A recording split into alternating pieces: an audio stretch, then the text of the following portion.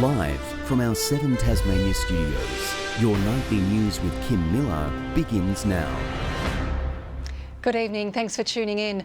Well, first, a nationwide search is underway tonight for the boyfriend of a young Tasmanian woman brutally murdered in her South Melbourne apartment.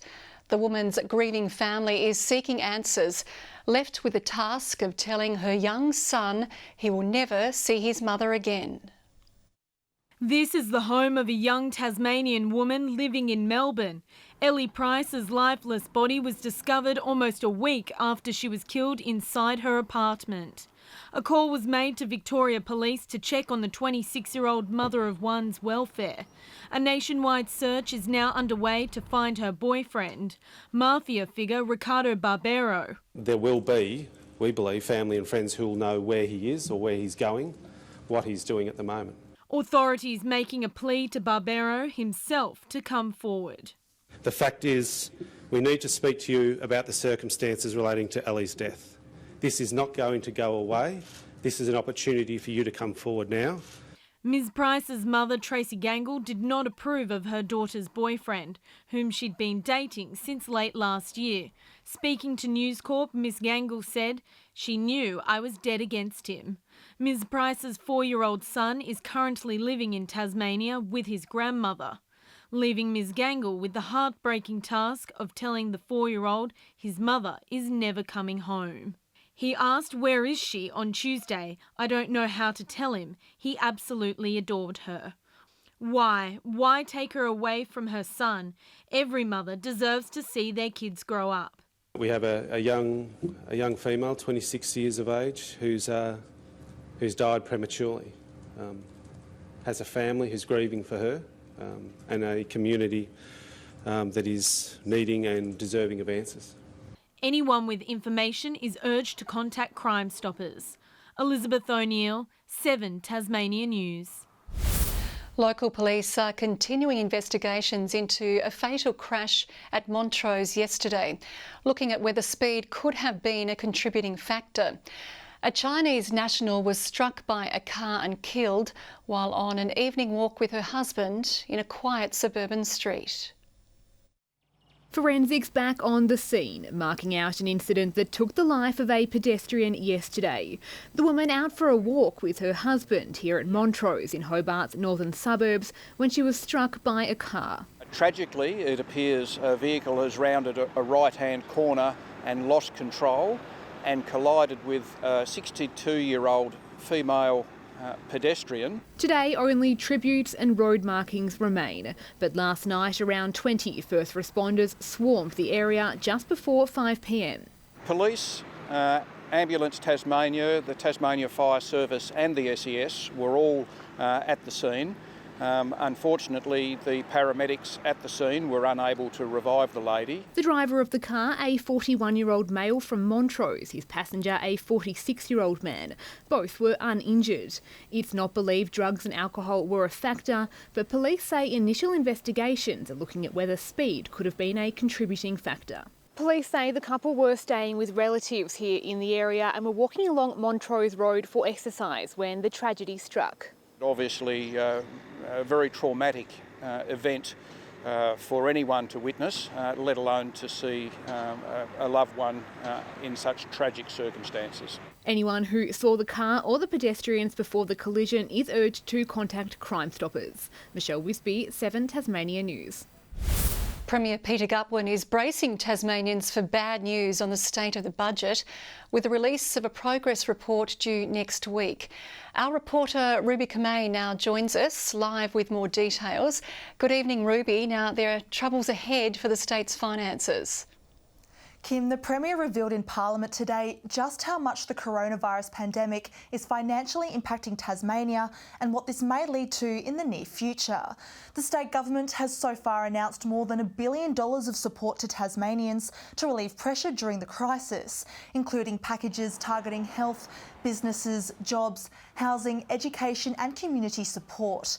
Now, Peter Gutwein is planning to shed some light next week by delivering the March quarterly report and a significant economic and fiscal update, but it's news set to land heavy.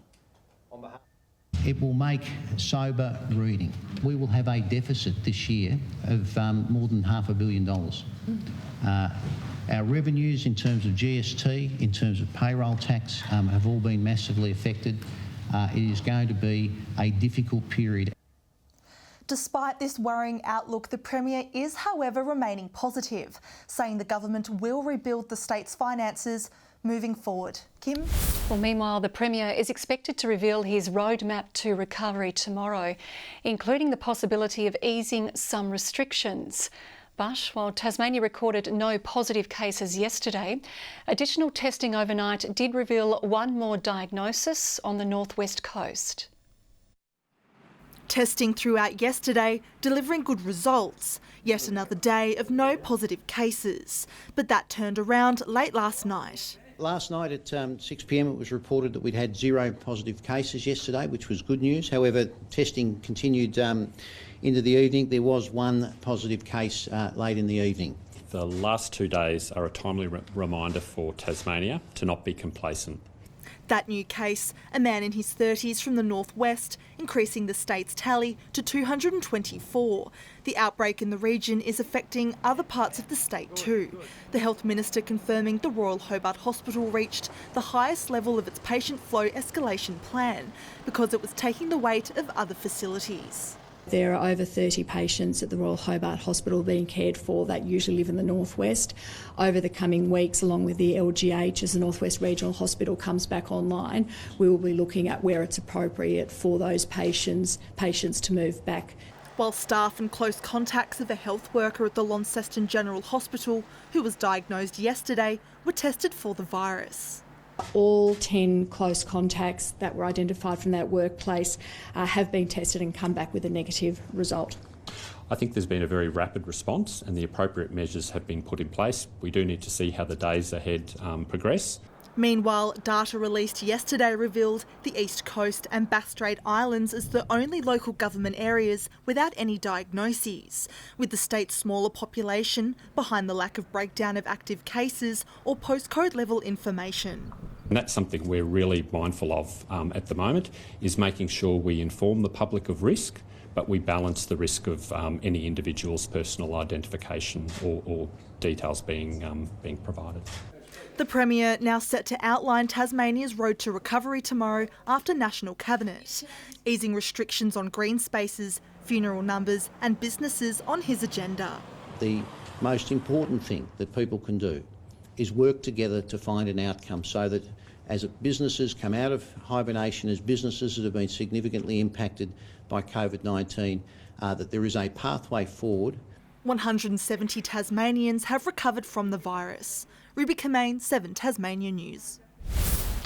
A long-awaited parliamentary inquiry is throwing its support behind a Tasmanian AFL team, with its final report providing a clearer picture of how the club would look. Our reporter Tom Johnson has been looking into this. Good evening, Tom. Now, the report has made some strong recommendations. Yes, good evening, Kim. It certainly has, mainly around how Tasmania would fit into the AFL landscape, but also some of the benefits it would bring. The report was chaired by Upper House member Ivan Dean. It has been in the works for more than a year, and it's had submissions from some of the heavyweights of the game. So let's take a look at its views on a Tassie team firstly. The report says a team should be based in Hobart and games should be split evenly between Hobart and Launceston. It also recommends upgrading UTAS Stadium and Blunston Arena instead of building a new roofed stadium at Hobart's Macquarie Point. Now that's at odds with a different report by the AFL Task Force, which liked the idea of a brand new venue. The final point is introducing a team in 2025 to coincide with a TV rights deal. Now, when it comes to the money side of things, it predicts it'll cost $45 million to set up the team, but it'll provide much more than that in economic benefits, including 300 jobs. The report also noted the waning interest in the state's fly-in, fly-out Victorian tenants, Hawthorn and North Melbourne. Now, among those making submissions, former AFL boss Andrew Demetriou, he of course picked the Gold Coast Suns ahead of Tasmania, but was sympathetic to Tasmanians wanting their own team rather than a relocated one, saying those on the Gold Coast shunned the idea of North Melbourne moving to Queensland at the time. He also backed the move to use our existing stadiums instead of building a brand new one, something Western Bulldogs president Peter Gordon seconded, saying, quote, "It's a mistake to build a stadium around the biggest crowd you'll ever have." So more support for a Tasmanian team, but also more contention over some of those finer details, Kim. And plenty more to play out. Thank you so much, Tom.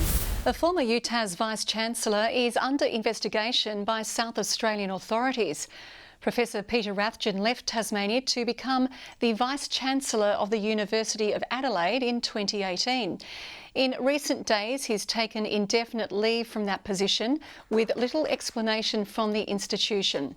SA's Independent Commissioner Against Corruption has now confirmed he's investigating allegations of improper conduct by the Vice-Chancellor and how the University of Adelaide dealt with them.